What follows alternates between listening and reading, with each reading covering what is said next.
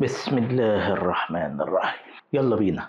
النهارده بعد الشغل وانا قاعد على القهوه مع الاصدقاء، كان في واحد في القعده تليفونه ما بطلش رن، فانا الفضول قتلني ورحت ساله: ايه يا عم، في حاجه معاك ولا ايه؟ انت من ساعه ما قعدت معانا تليفونك ما بطلش رن. قال لي: لا ابدا، ده المحامي بياكد عليا بس ميعاد جلسه بكره في المحكمه. محكمه؟ خير في ايه؟ وبعيدا بقى عن التفاصيل الكتير اللي حكاها، انا جه في بالي سؤال واحد بس: ايه اللي يخليني اجيب واحد يتكلم مكاني او عن نفسي ما دام انا اللي عشت الموقف وعارف كل تفاصيله من الأول للآخر؟ يعني ليه أصلا في شغلانة المحامي، وإمتى ظهرت المهنة دي في الحياة عموما؟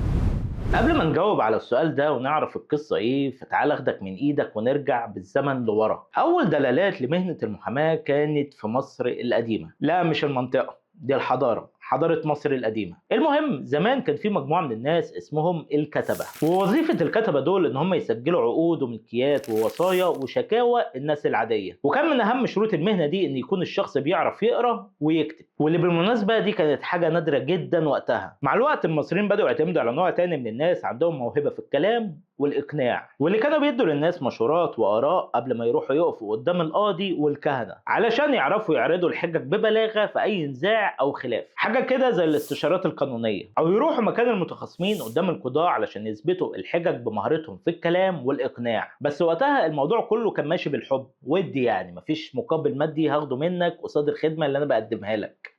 انت فاهم؟ نسيب بقى مصر القديمه ونتحرك ناحيه بلاد الرافدين، تحديدا عند الحضاره السومريه، فنلاقي هناك ان الشخص عادي ان هو يوكل حد ينوب عنه او يتكلم باسمه قدام القضاه. وكانت الحضاره السومريه بشكل عام عندها اهتمام كبير بفكره القوانين والقضاء، فهتلاقي مثلا قانون اورنمو اللي كان موجود قبل الميلاد بحوالي 2100 سنه، وده يعتبر اقدم مدونه قانونيه تم اكتشافها. وكانت المدونه دي فيها قواعد بتنظم العقود والملكيه والجواز والجرائم وحاجات تانية كتير. تمر السنين ومع التقدم الحضاري الناس تهتم اكتر واكتر بالقانون لحد دخول الحضاره البابليه في بلاد الرافدين، وبالتحديد سنه 1750 قبل الميلاد تظهر لنا واحده من اهم واعظم الشرائع القانونيه واكثرها تنظيما، وهي شريعه حمورابي. الشريعه اللي حطها الملك حمورابي بنفسه، والشريعه دي عباره عن 282 ماده قانونيه منقوشه على مسله من البازلت. ومجموعه القوانين دي كانت بتنظم الحياه للناس بشكل دقيق ومفصل، وطالما ظهرت قوانين ومعاملات يبقى لازم يكون في ناس يقدروا يفهموها ويستخدموها في الدفاع عن الناس. وطبعا مش هيقوم بالكلام ده غير شخص واحد بس، اللي هو الوكيل او المحامي. ومن هنا اتولدت فكرة المحاماة. بس لحد هنا مهنة المحاماة برضو ما كانتش موجودة بشكل رسمي، وكانت بتقتصر بس على الناس اللي عندهم مهارات في الكلام وفاهمين القانون.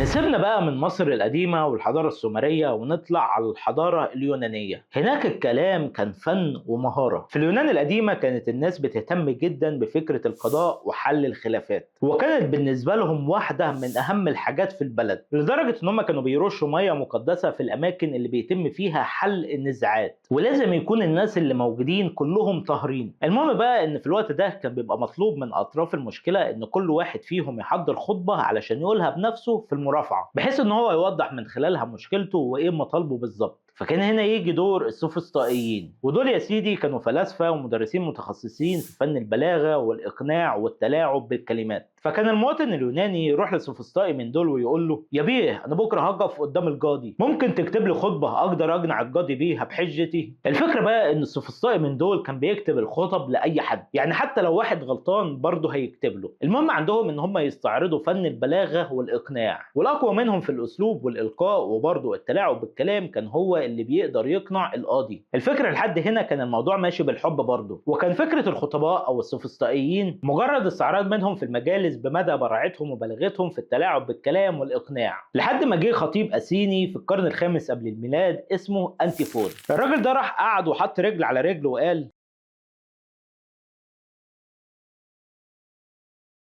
If you are good at something, never do it for free. انا مش هطلع اقول ولا ادي خطب تاني لله وللوطن، ابو بلاش خلص خلاص. ومن هنا ظهر اول اتفاق على الاتعاب. وفي القرون الوسطى وبعد سقوط روما وبسبب سيطرة الكنيسة بدأت تتراجع فكرة المحاماة شوية شوية، والمحامين او الوكلاء وقتها كان دورهم بينحصر في الوساطة ما بين السلطة المدنية والسلطة الدينية وشوية حاجات تانية كده خفيفة. على الناحية التانية بقى في البلاد الإسلامية كان بيتعظم دور الوكيل او المحامي اكتر واكتر، وفقهاء كبار زي الإمام أبو حنيفة والإمام الشافعي أجازوا فكرة الوكالة أمام القضاء بشرط وجود الأهلية فيهم والأمانة. ومع دخولنا للقرن ال 12 الدول في أوروبا بدأت تهتم بفكرة المحاماة من تاني، وظهر في فرنسا ما يعرف بالأفوكاتس اللي اتحرفت بعد كده وبقى اسمها الأفوكاتو، وكانت بتتقال على المحامين في مصر. والأفوكاتس دول كانوا مجموعات وروابط بتجمع المحامين مع بعض. وفي سنة 1274 أصدر الملك الفرنسي فيليب لاهاردي مرسوم بينظم المهنة دي، علشان يكون ده أول مرسوم ملكي بيعترف بأصحاب المهنة دي وينظم لهم شغلهم. وفي إنجلترا وبعد الغزو النورماندي بدأت تظهر حاجة اسمها ركباء القانون، ودي تعتبر أقدم هيئة للمحامين في إنجلترا، وكان الناس اللي في الهيئة دي ليهم الحق الحصري للمرافعة في المحاكم. ومع دخول القرن ال 14 اتأسست مدارس معروفة باسم إنز أوف كورت، ودي مدارس خاصة بتعليم المحاماة، واللي بالمناسبة لسه موجودة لحد دلوقتي في بريطانيا. وتستمر مهنة المحاماة في التطور مع الزمن لحد ما توصل لأعلى مكانة ليها، والدول تسابق بعضها في إنشاء النقابات والروابط الرسمية لمهنة المحاماة. مثلا بعد الثورة الفرنسية سنة 1789 مهنة المحاماة أخذت طابع رسمي وقانوني زي قانون نابليون الجنائي سنة 1810، واللي نظم عمل المحامي واداله حق الدفاع المكفول. وبرضه تأسست في الوقت ده أول نقابة محامين في فرنسا. وفي سنة 1878 اتأسس واحد من أبرز النقابات القانونية في العالم، وهو البار الأمريكي، اللي يعتبر دلوقتي واحد من أهم وأعلى المؤسسات القانونية في العالم. أما بقى عن مصر أم الدنيا، فأول ظهور لمهنة المحاماة بشكل قانوني ورسمي كان سنة 1884، بس وقتها كان لسه اسمها الوكلاء، وكان من شروط الالتحاق بالمهنة دي حسن السمعة وحسن السلوك وحسن اللسان. وبعدها تم إنشاء مدرسة الحقوق على إيد الخديوي إسماعيل، بس وقتها كان اسمها مدرسة الإدارة والألسن، اللي اتحولت بعد كده لكلية حقوق جامعة القاهرة. وبقى الخارجين من الكلية دي أو المدرسة دي هم اللي ليهم الحق إن هم يمارسوا مهنة المحاماة. وفي سنة 1912 تم إنشاء أول نقابة محامين في مصر، علشان يحيي المصري أمجاد أجداده ويرجع للمهنة هيبتها من تاني.